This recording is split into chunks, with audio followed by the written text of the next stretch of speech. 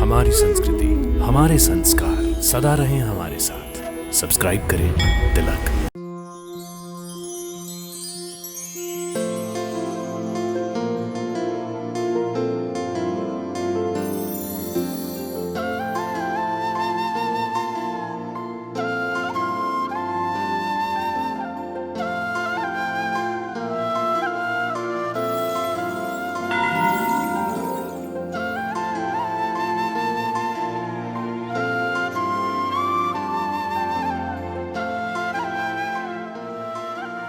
जय श्री कृष्ण।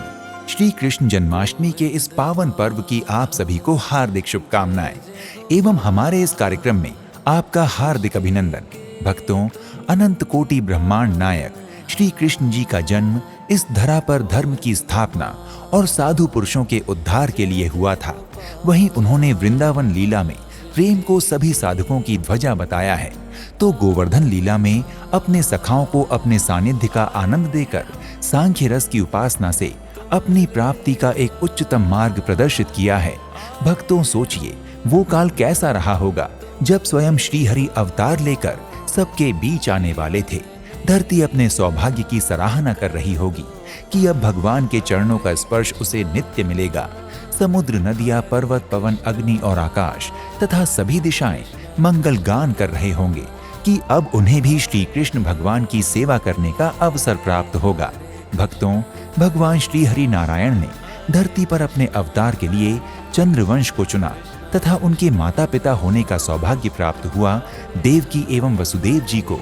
तो आइए आज श्री कृष्ण जन्माष्टमी के इस पावन अवसर पर चलते हैं भगवान श्री कृष्ण की जीवन लीलाओं से जुड़े उन स्थानों एवं उन लीलाओं की झलकियों की सुखद यात्रा पर। भगवान श्री कृष्ण जी आज से लगभग 5000 वर्ष पूर्व द्वापर युग के अंत में मथुरा नगर में एक कारागार में प्रकट हुए थे।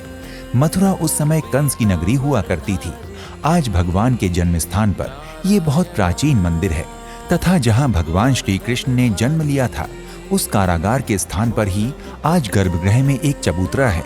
यहीं पर माथा टेक कर आज भगवान श्री कृष्ण को नमन किया जाता है। इसी गर्भगृह में भगवान श्री कृष्ण के बाल रूप चित्रपट के दर्शन होते हैं जो बहुत ही सुंदर और मनमोहक हैं। भक्तों, जब कंस अपनी बहन देवकी और वसुदेव को ब्याह के बाद विदा करने जा रहा था तो आकाशवाणी हुई कि इनकी 8वीं संतान कंस का काल होगी। बस फिर कंस ने अपनी बहन देवकी और उसके पति वसुदेव जी को कारागार में डाल दिया ताकि वो इनकी 8वीं संतान को पैदा होते ही मार सके। भक्तों, कंस एक एक कर देवकी की संतानों को मारता गया और फिर समय आया भगवान श्री हरि के श्री कृष्ण अवतार का। भाद्रपद कृष्ण पक्ष अष्टमी की रात भगवान चतुर्भुज रूप में कारागार में ही देवकी और वसुदेव के सामने प्रकट हुए। दोनों ने भगवान की स्तुति की। फिर भगवान ने वसुदेव और देवकी को कहा कि आज से मैं तुम्हारे पुत्र रूप में धरा पर रहूंगा। तुमने पूर्व काल में बहुत समय तक घोर तपस्या करके मुझे प्राप्त किया है, पर अभी मुझे गोकुल में नंद यशोदा के घर छोड़ आओ और उनकी कन्या जो अभी जन्मी है उसे यहाँ ले आओ। और देखते ही देखते भगवान शिशु रूप में हो गए। तब वसुदेव जी शिशु रूप भगवान को यहाँ से लेकर गए और उन्हें गोकुल में नंद यशोदा जी के पास छोड़कर उनकी कन्या जो भगवान की शक्ति मां महामाया थी उन्हें लेकर मथुरा कारागार में वापस आ गए। भक्तों, आज यहाँ जन्म स्थान पर गर्भगृह के पास ही राधा कृष्ण जी का मंदिर है जिसमें बड़े विशाल और सुंदर श्री राधा कृष्ण विग्रह हैं। भक्तों, यहीं पर मालवीय जी और गीता प्रेस के संपादक महान गृहस्थ रसिक संत श्री हनुमान प्रसाद पोद्दार जी महाराज का भी विग्रह है। इस जन्मस्थान मंदिर का पुनरुत्थान इन्हीं महान संत के कर कमलों द्वारा हुआ। श्रीमद् भागवत ग्रंथ के समस्त श्लोकों को यहाँ भागवत भवन परिक्रमा मार्ग की दीवारों पर 635 ताम्र पत्रों पर लिखवा कर लगवाया गया है। भक्तों, वसुदेव जी शिशु रूप भगवान कृष्ण को मथुरा और गोकुल के मध्य स्थित इसी यमुना नदी को पार करके गोकुल में नंद भवन लेकर गए थे। ये यमुना नदी आज भी उस रात की पौराणिक घटना का साक्षात प्रमाण है। भक्तों, हमने आपको दर्शन कराए उस स्थान के जहां श्री कृष्ण का जन्म हुआ और अब आप दर्शन कर रहे हैं उस पवित्र स्थल के जहां श्री कृष्ण का बचपन बीता। हम आ गए हैं गोकुल में जहां भगवान श्री कृष्ण के बचपन का घर अर्थात नंद बाबा का महल आज भी उपस्थित है। यहीं पर भगवान श्री कृष्ण जी ने अपना बचपन बिताया।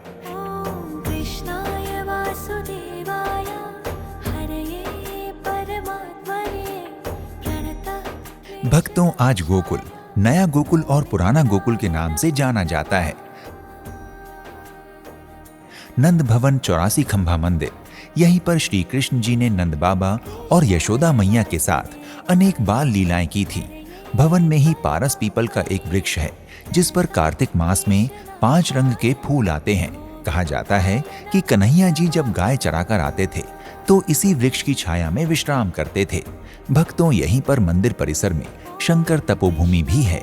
सभी देवता भगवान के दर्शन करने नंद भवन आते थे। एक दिन भगवान शंकर भी यहाँ श्री कृष्ण जी के बाल रूप के दर्शन करने आए। जब माँ यशोदा ने दर्शन नहीं कराया तो यहीं उन्होंने 3 दिन 3 रात तपस्या की थी। इसीलिए इस स्थान को शंकर तपोभूमि कहते हैं। भक्तों, नंद भवन मंदिर में आज भी वो स्थान है जहां मां यशोदा रई लगाकर दूध बिलोती थीं। नंद भवन मंदिर गर्भगृह में विराजमान है। मां यशोदा, नंद बाबा, दादा दाऊ जी और भगवान श्री कृष्ण। यहाँ झूले में झूलते भगवान श्री कृष्ण के दर्शन होते हैं। भक्तों, गोकुल में कभी श्री कृष्ण जी ने गाय चराकर गाय बछड़ों को आनंदित किया तो कभी माखन चोरी करके ब्रिज की गोपियों का मन चुराया। भक्तों, भगवान की माखन चोरी लीला गोपियों को प्रसन्न करने के लिए ही थी। वो प्रतिदिन कन्हैया के दर्शन करना चाहती थी, इसलिए मिलकर कन्हैया को माखन चोरी के लिए उकसाती और फिर उन्हें पकड़कर माँ यशोदा के पास ले जाती। यही प्रतिदिन का गोपियों का आनंद था। एक दिन भी कृष्ण चोरी करने ना आए तो गोकुल की गोपियां व्याकुल हो जाया करती थीं। गलियों में श्री कृष्ण और उनके सखाओं को ढूंढती, आपस में पूछती थीं, आज क्यों नहीं आया कन्हैया। भगवान श्री कृष्ण की ऐसी अनेकों बाल लीलाओं का साक्षी है ये गोकुल धाम और यहाँ की संकरी सुंदर गलियां, जहाँ की हर गली में भगवान श्री कृष्ण की बाल लीलाओं का सुंदर चित्रण किया गया है। गोकुल की गलियों से निकलकर श्री कृष्ण ग्वाल बालकों के साथ गाय बछड़े चराने जाने लगे थे। वैसे तो हमारे प्यारे कन्हैया ने समस्त ब्रिजमंडल में गाय चराई हैं, पर भगवान श्री कृष्ण अपने गौचारण के प्रारंभिक दिनों में ग्वाल बालकों के साथ इसी स्थान पर आया करते थे, जो वर्तमान में रमन रेती के नाम से विख्यात है। भक्तों, ये वो अति पवित्र स्थान है जहां भगवान श्री कृष्ण के चरणों की धूल आज भी रजकणों में उपस्थित है। यहाँ हमारे कन्हैया अपने सखाओं के साथ विभिन्न प्रकार की क्रीड़ा किया करते थे। इसी रेती की गेंद बनाकर अपने सखाओं के साथ खेला करते थे तथा पास ही स्थित कुंड में जल क्रीड़ा का भी आनंद लेते थे। क्रीड़ा करते करते यहाँ श्री कृष्ण ने कई राक्षसों का वध भी किया था। भगवान कृष्ण के चरणों को स्पर्शित इसी रेत में लेटकर आज भक्तजन अपने अनंत जन्मों के पापों से मुक्त होते हैं। भक्तों, ये स्थान कृष्ण भक्ति और प्रेम का स्रोत है। यहाँ के रजकणों में कृष्ण चरण स्पर्शित प्रेम रस धारा प्रवाहित हो रही है। आज यहाँ रमन रेती आश्रम नाम से बहुत सुंदर मंदिर और आश्रम है। आचार्य श्री मदवल्लभाचार्य ने अपनी दिव्य दृष्टि से इस स्थान का पता लगाया था। भक्तों, इस दिव्य स्थान पर बालू अर्थात रेत ही रेत है। यहाँ हरे भरे पेड़ पौधे, फुलवारी, लकड़ी और घास फूस की अनेकों कुटियां और झोपड़ियां बनी हैं। यहाँ कई मंदिर हैं। मंदिरों में भगवान के कई विग्रह और साधु संतों की मूर्तियां हैं। यहाँ मंदिर में श्री राधा कृष्ण की अष्टधातु की मूर्ति विराजमान है, जिसकी पूजा कर श्रद्धालु प्रेम रंग में रंग जाते हैं। मंदिर के चारों ओर दीवारों पर राधा कृष्ण, सखाओं और गोपियों की लीलाओं के सुंदर चित्र बनाए गए हैं। अब बढ़ते हैं उस स्थान की ओर जहां श्री कृष्ण की एक अविस्मरणीय लीला ने इंद्रदेव के अहंकार को भी तोड़ दिया था। ब्रिज 84 कोस में श्री कृष्ण की लीलाओं के प्रमुख स्थानों में से एक है श्री गोवर्धन जी, जिन्हें गिरिराज जी भी कहते हैं। गिरिराज जी को श्री कृष्ण जी का ही स्वरूप माना जाता है। गिरिराज जी में भगवान के मुख्य मंदिर हैं मुखारविंद जतिपुरा, दान घाटी, मानसी गंगा और श्रीनाथ जी मंदिर। भक्तों, यहाँ श्री कृष्ण जी ने गोवर्धन पर्वत अर्थात गिरिराज जी को अपनी कनिष्ठिका उंगली पर 7 दिन तक उठाकर समस्त ब्रिजवासियों की रक्षा की थी। जब इंद्रदेव का घमंड बहुत बढ़ गया तो भगवान ने उसे तोड़ने के लिए इंद्र यज्ञ के स्थान पर गोवर्धन पर्वत की पूजा कराई। इससे इंद्रदेव रुष्ट हो गए और ब्रिज में प्रलयंकारी वर्षा करने लगे तब भगवान श्री कृष्ण सब गोप गोपियों, गाय पशुओं एवं समस्त ब्रिजवासियों को लेकर इन्हीं गोवर्धन जी की तलहटी में आ गए और सबके देखते देखते भगवान ने पर्वत को अपनी सबसे छोटी उंगली पर धारण कर लिया। जब 7 दिन में भी घोर प्रलयंकारी वर्षा ब्रिजवासियों का कुछ न बिगाड़ सकी, तो इंद्रदेव को भान हुआ कि श्री कृष्ण सामान्य मनुष्य नहीं बल्कि स्वयं श्रीहरि विष्णु जी का अवतार हैं। अतः इंद्रदेव का अहंकार टूट गया और वो भगवान के चरणों में आ पड़े। भक्तों, गिरिराज जी का श्रृंगार श्री कृष्ण के रूप में ही किया जाता है और गिरिराज भगवान की शिला को जल और दूध से अभिषेक कर पूजा की जाती है। गिरिराज जी में भगवान का बड़ा ही सुंदर मंदिर है जो परिक्रमा मार्ग में है। यहाँ मंदिर में अन्य देवताओं जैसे गणेश जी, माँ शक्ति, भगवान शिव और श्रीनाथ जी की भी पूजा की जाती है। भक्तों, यहाँ 7 कोस अर्थात 21 किलोमीटर की गिरिराज जी की परिक्रमा की जाती है। कहा जाता है कि जो भी श्रद्धा भक्ति के साथ गिरिराज जी की परिक्रमा करते हैं उनकी मनोकामनाएं अवश्य पूर्ण होती हैं। भक्तों, कृष्ण जी का नाम, गुणगान और महिमा की बात हो और वृंदावन का नाम न आए, ऐसा हो ही नहीं सकता। तो आइए वृंदावन में पहले दर्शन करते हैं वृंदावन के प्रमुख मंदिर श्री बांके बिहारी सरकार के। यहाँ भगवान श्री बांके बिहारी जी कुंज में श्री राधा जी के साथ निवास करने वाले कुंज बिहारी हैं। जहाँ आज निधिवन है, वहीं पर श्री हरिदास जी अपने शिष्यों के साथ कुटी में निवास करते थे। तब निधिवन और भी घना वन था। भक्तों, एक दिन हरिदास जी घोर वन की ओर देखकर प्रेम विह्वल हो उठे। जब उनके शिष्य विट्ठल विपुल जी ने इसका कारण पूछा तो हरिदास जी ने कहा, वहां श्री राधा कृष्ण हैं। ये सुनकर विट्ठल विपुल जी ने भगवान श्री राधा कृष्ण जी के दर्शनों की लालसा प्रकट की। बहुत अनुरोध पर हरिदास जी ने विट्ठल विपुल जी को दर्शन करा दिए, पर विट्ठल विपुल जी तो लोक कल्याण के लिए भगवान से प्रार्थना करने लगे कि ये दर्शन सबको सुलभ हो जाएं। तब हरिदास जी की प्रार्थना पर श्री राधा कृष्ण दोनों एक हो गए और उनके स्थान पर प्रकट हो गए श्री बांके बिहारी जी।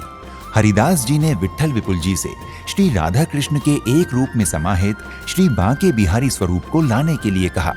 कलयुग को इनके प्रत्यक्ष दर्शन दुर्लभ हैं, इसलिए ये सबकी सुगमता के लिए इस रूप में प्रकट हुए हैं। भक्तों, श्री बांके बिहारी मंदिर में भक्तों की भारी भीड़ होती है। वृंदावन आने वाला प्रत्येक श्रद्धालु बांके बिहारी मंदिर के दर्शन अवश्य करता है। भक्तों, वृंदावन श्री राधा रानी और श्री कृष्ण जी की रास स्थली है। ये प्रेम राज्य है। यहाँ गोपियों और श्री राधा जी का श्री कृष्ण के प्रति स्वसुख कामना रहित प्रेम है। जो श्री कृष्ण को पाना चाहते हैं वो अपना सब कुछ छोड़कर आज भी वृंदावन की गलियों में राधे राधे नाम की रट लगाते हैं।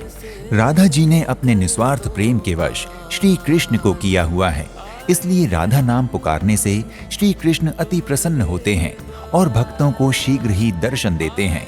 जय हो ऐसे प्रेम धाम की, जहाँ प्रेम में सब कुछ वार कर अपने प्रियतम श्री कृष्ण को पाने के लिए रसिक लालायित हैं।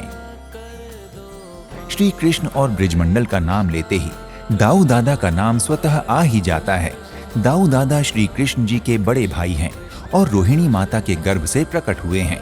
श्री कृष्ण जी की ब्रिज लीला में दाऊ दादा भी अधिकतर साथ ही होते थे। चाहे राक्षसों का वध हो या ग्वाल सखाओं के साथ क्रीड़ा, दाऊ दादा साथ ही रहकर श्री कृष्ण लीला में सहयोग करते थे। दाऊ दादा का श्री कृष्ण जी के प्रति वात्सल्य भाव था। हर कष्ट अपने ऊपर सहकर भी दाऊ जी श्री कृष्ण को प्रसन्न रखने की चेष्टा करते थे। भक्तों, उन्हीं दाऊ दादा जी का बड़ा ही प्राचीन और दिव्य मंदिर यमुना नदी के तट पर मथुरा के बलदेव में है। ये वो मंदिर है जिसे मिटाने का प्रयत्न मुगल काल में किया गया, पर दाऊ दादा की शक्ति से मंदिर आज भी सुरक्षित है। यहाँ मंदिर में दाऊ दादा और उनकी पत्नी रेवती माता की पूजा होती है। ये एक विशाल मंदिर है। मंदिर का परिसर बहुत बड़ा है। मंदिर के बाहर एक प्राचीन वट वृक्ष है। किसी समय इस वट वृक्ष के नीचे एक गाय स्वयं आकर दूध दिया करती थी।